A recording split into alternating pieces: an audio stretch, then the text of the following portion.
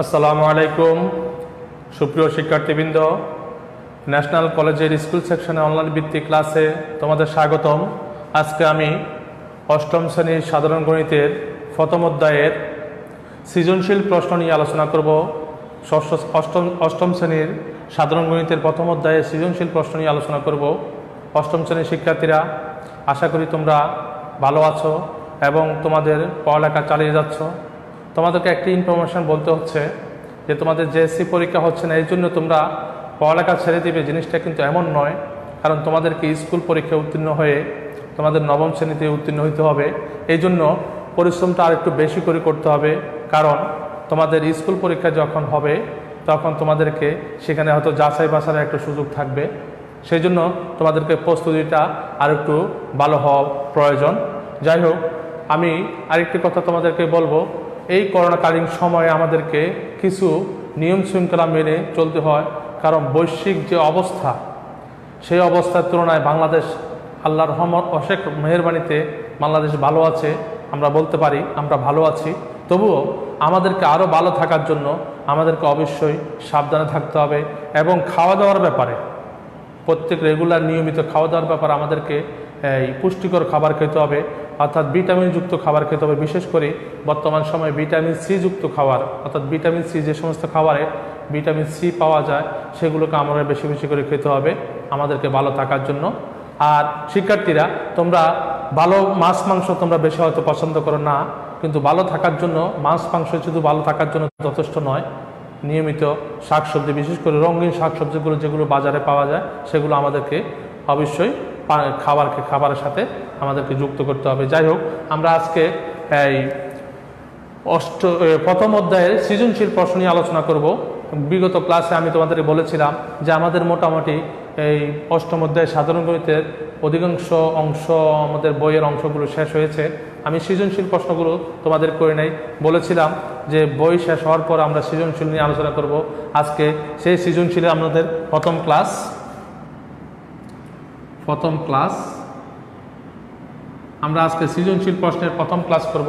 শিক্ষার্থীরা, আমি প্রত্যেকটি অধ্যায়ের বই থেকে সৃজনশীল প্রশ্ন আমরা সমাধান করব এবং আমরা নিজে বইয়ের সাধারণ অঙ্ক থেকে আমরা সৃজনশীল প্রশ্ন তৈরি করে তোমাদের মাঝে আমরা এটাকে কিভাবে সমাধান করতে আমরা সেই ব্যাপারে আজকে আলোকপাত করব। আজকে আমরা প্রথম ক্লাসে আমরা আলোকপাত করব প্যাটার্ন, অর্থাৎ প্রথম অধ্যায়ের। দেখো, তোমাদের বইয়ের এই ৮ পৃষ্ঠায় যাও, এখানে একটা জ্যামিতিক প্যাটার্ন দিয়ে একটা সৃজনশীল দেওয়া আছে। দেখো তোমাদের বইয়ের ৮ পৃষ্ঠায়। যারা লাইভে আছো তারা আমাকে শুনতে পাচ্ছ কিনা, শব্দগুলো শোনা যাচ্ছে কিনা কিংবা লেখা দেখা যাচ্ছে কিনা আমাকে একটু কমেন্ট বক্স করে জানাও, তাহলে আমরা ক্লাস শুরু করতে পারি। হ্যাঁ, আবু তাহের, জান্নাতুল মাওয়া, লামিয়া। হ্যাঁ, লামিয়া কেমন আছো? আশা করছি ভালো আছো। লামিয়া অবশ্য সবসময় ক্লাসে উপস্থিত থাকে, আর কেউ যদি না থাকে পরবর্তী হয়তো ক্লাস তোমরা দেখো। হ্যাঁ লামিয়া, তোমার বন্ধু বান্ধবী যারা আছে তাদেরকে তোমরা এই ক্লাসটা শেয়ার করে দাও, তাহলে তারাও ক্লাসে অংশগ্রহণ করতে পারে। হ্যাঁ,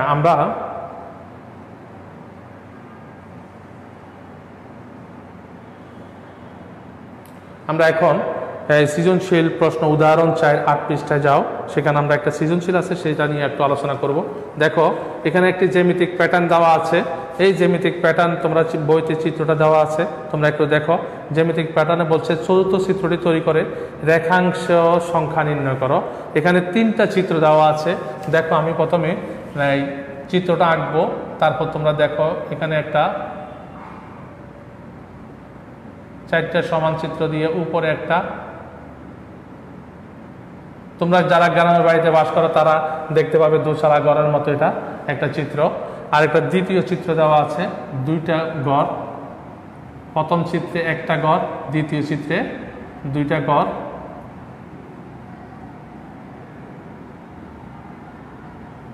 তৃতীয় চিত্রে 3টা।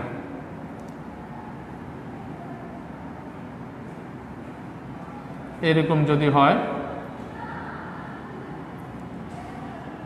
তাহলে এটা যদি প্রথম হয়, এটা যদি দ্বিতীয় হয়, এটা তৃতীয়, তাহলে তোমরা আমাকে বলো তো চতুর্থ চিত্রে চিত্রটা কেমন হবে? 4টে হবে। কয়টা হবে? তাহলে আমরা এটা আমাদের উত্তরের অংশ না, এটা আমরা বোঝানোর জন্য ইয়া করছি। তাহলে উত্তরটা কি হবে? কয়ের উত্তর হবে চতুর্থ চিত্র, উদ্দীপকের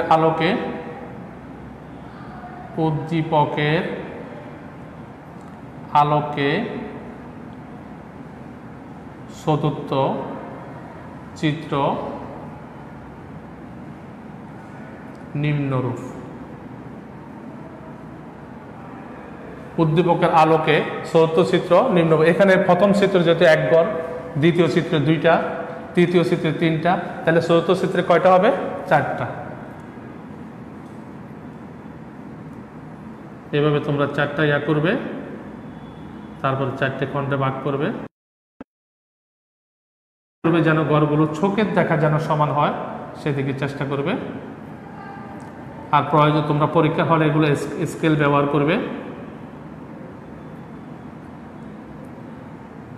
এই তাহলে এখানে দেখো কাঠি সংখ্যা বলছে, কাঠি সংখ্যা নির্ণয় করতে, চিত্র তৈরি করতে বলছে, এবং কাঠি সংখ্যা নয়, এখানে হবে এই সমান দৈর্ঘ্যের রেখাংশ সংখ্যা, সমান দৈর্ঘ্যের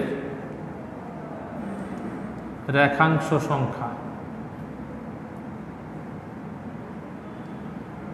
তোমরা এখানে গুণে দেখবে রেখাংশ সংখ্যা কয়টি, তোমরা গুণে দেখার পরে তো পাবা 21টি। কয়টি? 21টি উত্তর। তাহলে এটা হলো আমাদের প্রথম এই কয়ের উত্তর।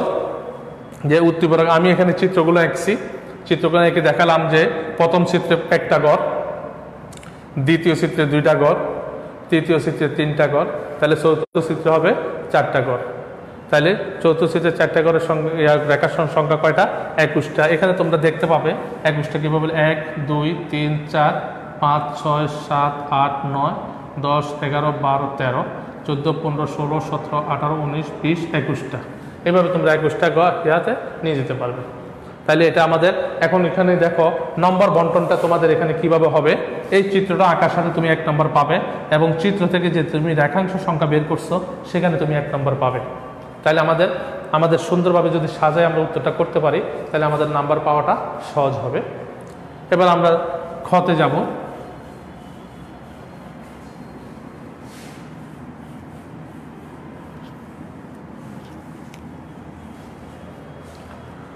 আমরা খতে কি বলছে? খতে কি বলছে? প্যাটার্নটি একটি বীজগণিত রাশি সমর্থন করে তার যুক্তি সহ উপস্থাপন করো। এই প্যাটার্নটি, যে জ্যামিতিক প্যাটার্নটি দেওয়া আছে, এটা কি বীজগণিত রাশি সমর্থন করে সেটা আমাদেরকে বের করতে হবে। প্রদত্ত আমরা লিখব প্রদত্ত প্যাটার্ন, প্রদত্ত জ্যামিতিক, এটার নাম হলো কি? জ্যামিতিক চিত্র। তো এই জন্য এটাকে কি বলা হয়? জ্যামিতিক প্যাটার্ন। প্রদত্ত জ্যামিতিক প্যাটার্ন কি কি আছে? প্রথম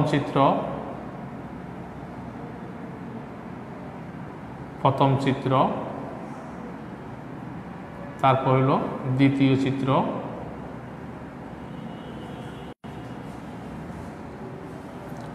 তারপর হলো তৃতীয় চিত্র।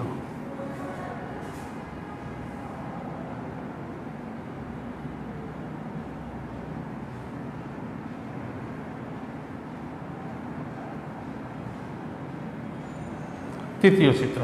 তাহলে এটা হলো দ্বিতীয় চিত্র, এটা হলো তৃতীয় চিত্র।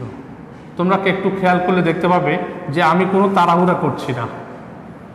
তোমরা খাতায় উত্তর করার সময় তোমরা খুব তাড়াহুড়া করো, কোনো কিছু প্রদর্শন না করে, অর্থাৎ মুখস্থ লিখে ফেলার চেষ্টা করো না।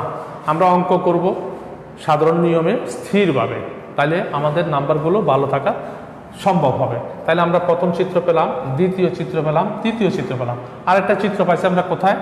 কতে পাইছি, ক প্রাপ্ত চিত্র। তাহলে আমরা এটাও দিয়ে দিই, ক প্রাপ্ত চিত্র। ক প্রাপ্ত চিত্র, ক প্রাপ্ত চিত্রে কি পাইছি? চতুর্থ প্যাটার্নটি পাইছি। আমরা কি পাইছি? চতুর্থ প্যাটার্ন পাইছি। এটা হলো চতুর্থ চিত্র। কতে আমরা পাইছি চতুর্থ চিত্র পাইছি। তাহলে দেখো প্রথম চিত্রে দ্বিতীয়, তৃতীয়, চতুর্থ। তাহলে প্রথম চিত্রে এখানে আমরা এখানে লিখি, এখানে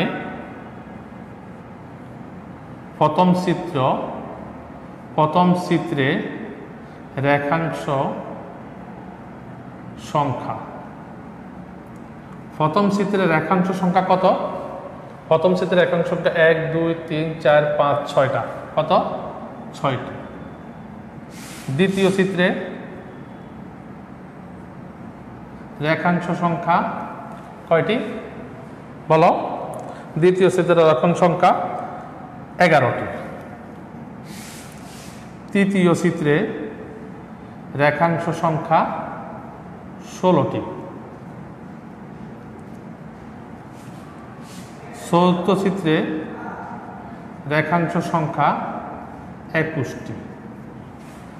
চতুর্থ চিত্রে রেখাংশ সংখ্যা 21টি।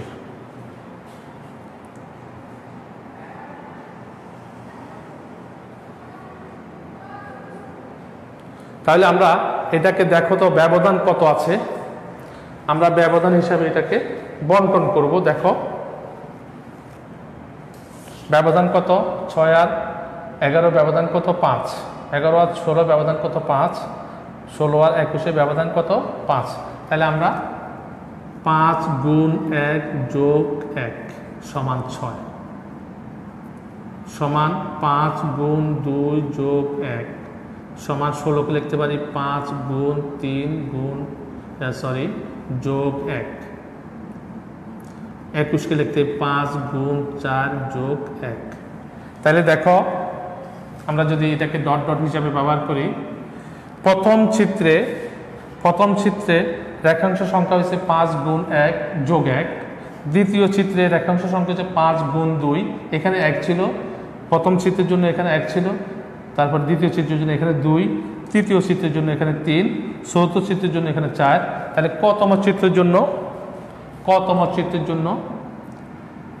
চিত্রে কাঠি সংখ্যা হবে, কাঠি সংখ্যা নয়, এটা হলো রেখাংশ সংখ্যা। কতম চিত্রে রেখাংশ সংখ্যা সমান কত হবে? 4-এর জন্য হচ্ছে 4, এখানে 4 হচ্ছে, তাহলে ক চিত্রের জন্য হবে 5 গুণ ক, 5 ক যোগ 1। বুঝতে পারছো? আবার বলছি, একটু খেয়াল করো। প্রথম চিত্রের জন্য এখানে 5 গুণ 1 যোগ 1 হলো, দ্বিতীয় চিত্রের জন্য 5 গুণ 2 যোগ 1 হলো, তৃতীয় চিত্রের জন্য এখানে 3 আসলো, চতুর্থ চিত্রের জন্য এখানে 4 আসলো। তাহলে কতম চিত্রের জন্য এখানে কত আসবে? ক আসবে। সুতরাং নির্ণয় বীজগণিতীয় রাশি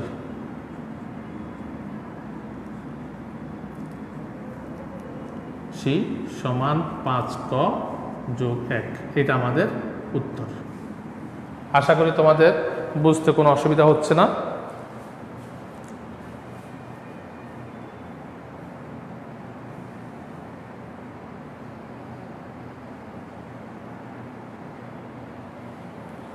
নির্ণয় বীজগণিত রাশি সমান, এটাকে আমরা এখানে লিখি, দেখা যে না পারে 5 ক যোগ 1। এটা আমাদের উত্তর। তাহলে আমরা যে বীজগণিত রাশিকে সমর্থন করে তা আমরা যুক্তিসহ উপস্থাপন করলাম। ঠিক আছে, এবার আসো আমরা গতে যাব, যে সেখানে বলা হয়েছে প্যাটার্নটির প্রথম 50টি চিত্র তৈরি করতে কতটি রেখাংশ দরকার তা নির্ণয় করো। প্রথম 50টি চিত্র তৈরি করতে কতটি কাঠি লাগবে, কতটি রেখাংশ লাগবে তা নির্ণয় করতে হবে।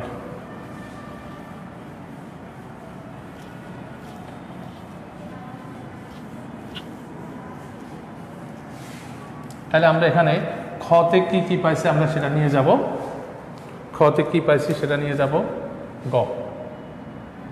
খ হতে কি পাইছি? যে বীজগণিতীয় রাশি সমান 5 ক যোগ 1। বীজগণিত রাশি যোগ পাইছি 5 ক যোগ 1। সুতরাং 50তম চিত্রে কাঠি রেখাংশ লাগবে সমান 5 গুণ 50 যোগ 1 ব্র্যাকেট দিয়া টি সমান সমান 251টি।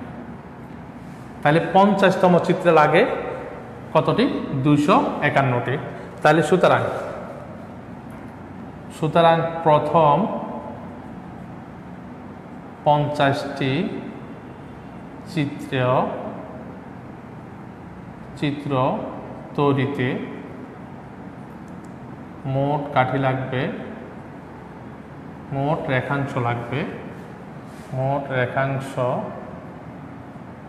লাগবে সমান কত? প্রথম কত ছিল? প্রথম ছিল 6, প্রথম চিত্রে লাগবে 6টি, পরের চিত্রে লাগবে 11টি, পরের চিত্রে লাগবে 16টি, প্লাস ডট ডট এভাবে কতটি? 50তম চিত্রে লাগবে 251টি। এখন আমরা এটাকে সূত্রের মাধ্যমে যোগ করব। এটা তো যোগ করলে আমরা ক্যালকুলেটর ব্যবহার করে অনেক বড় যোগ একটা করতে পারবো, কিন্তু আমরা এখানে কি করব? সূত্রের মাধ্যমে যোগ করে আমরা এটাকে উত্তর বের করব। এখানে প্রথম পদ কত? 6, শেষ পদ সমান কত? শেষ পদ কত? 251। আর পদ সংখ্যা কত তোমরা কি কেউ বলতে পারবে? পদ সংখ্যা আমরা কতটি পদের চিত্র তৈরি করছি? 50টি পদ, 50। তাহলে প্রথম পদ হলো 6, শেষ পদ হলো 251, পদ সংখ্যা হলো 50। তাহলে আমরা এই একটা সূত্র জানি। কি সূত্র? জানি সমষ্টির একটা সূত্র আমরা শিখেছি যখন তোমাদেরকে আমরা এই প্রথম অধ্যায় করিয়েছিলাম। স্কুল যখন খোলা ছিল তখন তোমাদেরকে আমি প্রথম অধ্যায় করিয়েছিলাম, সেখানে একটা সূত্র আমরা শিখেছি। সুতরাং মোট রেখাংশ লাগবে, মোট মানে কি? সমষ্টি, সমান সমষ্টি সূত্র আমরা ব্যবহার করি। প্রথম পদ যোগ শেষ পদ বাই 2 ইন্টু পদ সংখ্যা কত?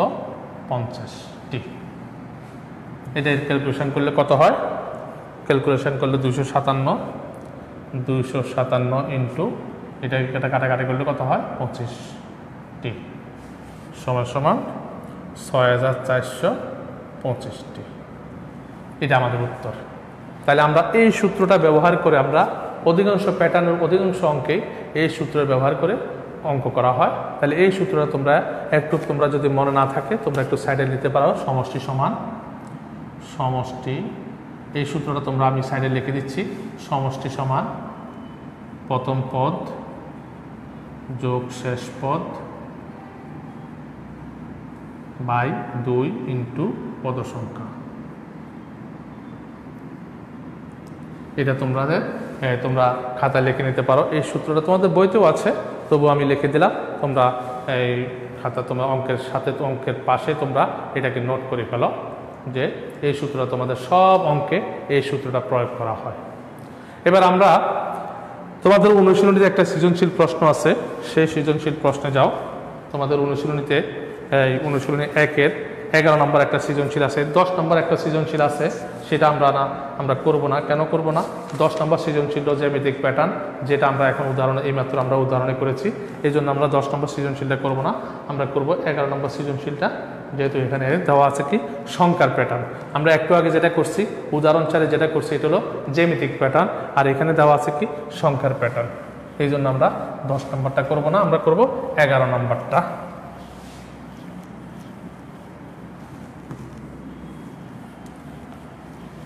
এখানে একটি জ্যামিতিক প্যাটার্ন দেওয়া আছে, সংখ্যার প্যাটার্ন দেওয়া আছে, সেটা কতে ব্যবহার হয় নাই। কতে একটা জ্ঞানমূলক প্রশ্ন দেওয়া হয়েছে 11-র ক। এটা জ্ঞানমূলক প্রশ্ন দেওয়া হয়েছে যে 29 এবং 37কে দুটি বর্গের সমষ্টি রূপে প্রকাশ করতে বলা হয়েছে। হ্যাঁ, দুটি বর্গের সমষ্টি রূপে প্রকাশ করা হলো। সমষ্টি রূপে প্রকাশ করা হলো। তাহলে প্রথম সংখ্যা কি দেওয়া আছে? 29। দেখো আমরা যদি 29কে ভাঙি তাহলে কি পাই? 25 যোগ 4, 25 যোগ 4। দেখো 25কে কি করা যায়, 25কে লেখা যায় 5 স্কোয়ার, আর 4কে লেখা যায় 2 স্কোয়ার। তাহলে 5 স্কোয়ার এটা একটা বর্গ, 2 স্কোয়ার এটা একটা বর্গ, তাহলে 5 স্কোয়ার প্লাস 2 স্কোয়ার সমান হলো 29 স্কোয়ার। অর্থাৎ 29কে দুটি বর্গের সমষ্টিরূপে প্রকাশ করা হলো। আর কত আছে, 37। 37 সমান 36 যোগ 1। 36কে কি লেখা যায়, 6 স্কোয়ার, 6 6 36, 6 স্কোয়ার যোগ 1কে কি লেখা যায়, 1 স্কোয়ার। 1 1 দুইটা গুণ করলে কি হয়, 1 হয়। তাহলে 37কে লেখা যায় 6 স্কোয়ার প্লাস 1 স্কোয়ার। এটা হলো দুই বর্গের সমষ্টিরূপে প্রকাশ। এটা তোমাদের পরীক্ষা প্রায়ত পরীক্ষায় আসে, এই জন্য তোমরা আরও অনেকগুলো আছে তোমাদের বইয়ের দেখো, তোমাদের এই 5 পেজে এখানে একটি কাজের অঙ্কে এখানে বেশ কয়েকটা সংখ্যা আছে, এই সংখ্যাগুলো থেকেও তোমাদের সৃজনশীল প্রশ্নে আসতে পারে। এই জন্য এটা করার সময় তোমরা এই যে এই 5 পেজে যে এখানে কাজের অঙ্ক আছে, সেই কাজের অঙ্কগুলো তোমরা প্র্যাকটিস করে নেবে, তাহলে তোমাদের হয়ে যাবে। এবার আমরা যাব মূল অঙ্কে যাব। এটা হলো জ্ঞানমূলক ছিল, যে অর্থাৎ উদ্দীপকের বাইরে প্রশ্ন ছিল, সেই জন্য আমরা এটা আলাদাভাবে করে নিলাম। এখন আমরা যাব এখানে যে একটা তালিকা দেওয়া আছে, তাহলে সেই তালিকাতে আমরা কি তালিকা দেওয়া আছে, প্রদত্ত তালিকা।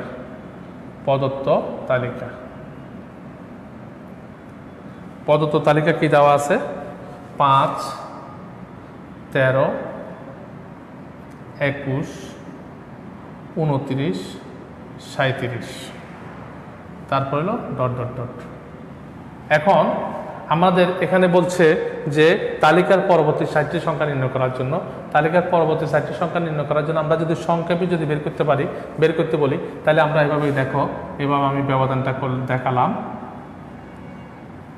ব্যবধানটা কত, 8, এখানে ব্যবধান কত, 8, এখানে ব্যবধান কত, 8, এখানে ব্যবধান কত, 8। তাহলে ব্যবধান যদি 8 হয়, তাহলে এর সাথে যোগ হবে কত, 8। 8-এর পরে কত হবে, এখানে যদি 8 দিই তাহলে এটা কত হবে, 37 আর 8-এ কত, 45। তাহলে পরবর্তী সংখ্যা হলো 45। তার পরবর্তী সংখ্যা কত, আরও 8 যদি দিই, 45 আর 8-এ কত, 53। পরবর্তী সংখ্যা 53, 8 5 13। তারপর পরবর্তী সংখ্যা কত, 8 যদি যোগ করি, 53 আর 8 হলো 61। তারপর আবার 8 যদি যোগ করি, কত হবে, 69। তাহলে আমরা এভাবে কিন্তু এখানে সংক্ষেপে আমরা এমসিকিউ প্রশ্ন যদি আসে, আমরা সংক্ষেপে এটা বের করতে পারি। কিন্তু আমরা যখন সৃজনশীল প্রশ্ন করব, তখন আমরা এটাকে সাধারণ বীজগণিত রাশি বের করব, বীজগণিত বের করে তারপর আমরা সমাধান করব। তাহলে দেখো, আমরা একটু আগে তোমাদের বীজগণিত বের করছিলাম। এখানে প্রথম পদ, এখানে প্রথম পদ কত, 5, দ্বিতীয় পদ সমান 13, তৃতীয় পদ সমান কত, 21। আমরা 4টা দেখাবো। চতুর্থ পদ সমান কত, 29। তাহলে দেখো, আমরা ব্যবধান কত, 8, তাহলে এটাকে 8-এর সাথে তুলনা কর, 8 থেকে 3 বিয়োগ করলে থাকে আর 5। তারপরে কত থেকে, 8 দুগুণা 16, 16 থেকে আমরা ডাইরেক্ট করে লিখে ফেলতে পারি। আমরা ব্যবধান 8-এর সাথে তুলনা করে ডাইরেক্ট লিখতে পারি, 8 গুণ 1 বিয়োগ 3। তারপরে 13কে কি লিখতে পারি, 8 গুণ 2 বিয়োগ 3। 21কে কি লিখতে পারি, 8 গুণ 3 বিয়োগ 3। চতুর্থ 29কে লিখতে পারি 8 গুণ 3 বিয়োগ 4 বিয়োগ 3। তাহলে দেখো, প্রথমের জন্য এখানে 1 আসছে, দ্বিতীয়ের জন্য এখানে 2, তৃতীয়ের জন্য এখানে 3, চতুর্থের জন্য এখানে 4। তাহলে আমরা যদি সাধারণ পদ, কতম পদ যদি বলি, কতম পদ সমান কি হবে, 8ক বিয়োগ 3। তাহলে আমরা সাধারণ বীজগণিত পেয়ে গেলাম। সুতরাং বীজগণিতীয়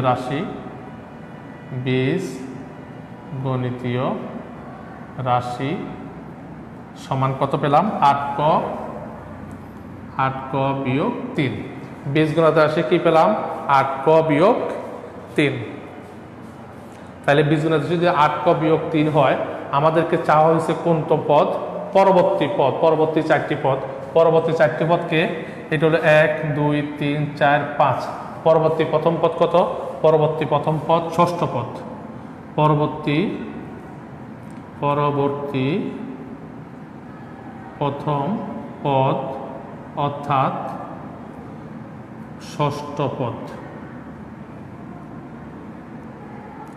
ষষ্ঠ পদ সমান কত? 8 গুণ 6 বিয়োগ 3। তাহলে কত? 6টা 48, 48 থেকে 3 গেলে থাকে 45। তাহলে পরবর্তী প্রথম পদ অর্থাৎ প্রথম পদ বলতে এখানে কি বোঝাচ্ছে? ষষ্ঠ পদকে বোঝাচ্ছে। এখানে আমাদের পঞ্চম পদ পর্যন্ত দেওয়া আছে, তাহলে হবে ষষ্ঠ পদ। তাহলে ষষ্ঠ পদ কত হবে? 45।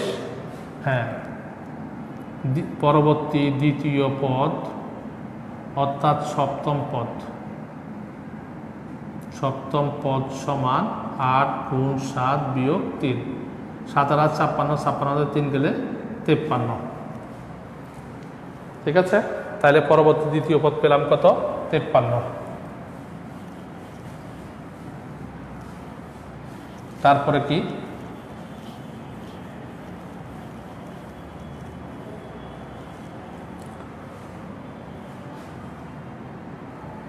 হ্যাঁ, পরবর্তী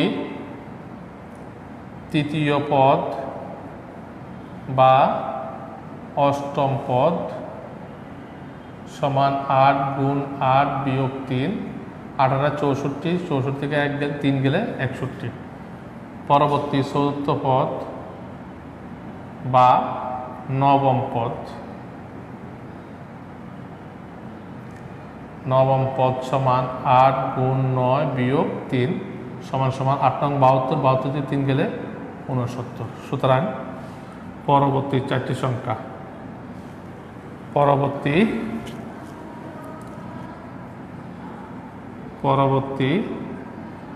4টি সংখ্যা কত কত? 45, 53, 61, 69 উত্তর।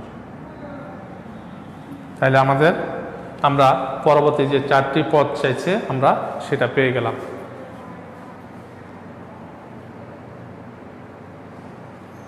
এখন আমরা গ নাম্বারে যাব। গ নাম্বারে কি বলা হয়েছে? গ নাম্বার অঙ্কটা ঠিক আগের পূর্বকার অঙ্কের মতো, যেভাবে পূর্বের অঙ্কে আমরা যেভাবে সমষ্টি বের করেছি সেই সমষ্টি আমরা বের করব। যে গ নাম্বার প্রদত্ত সংখ্যা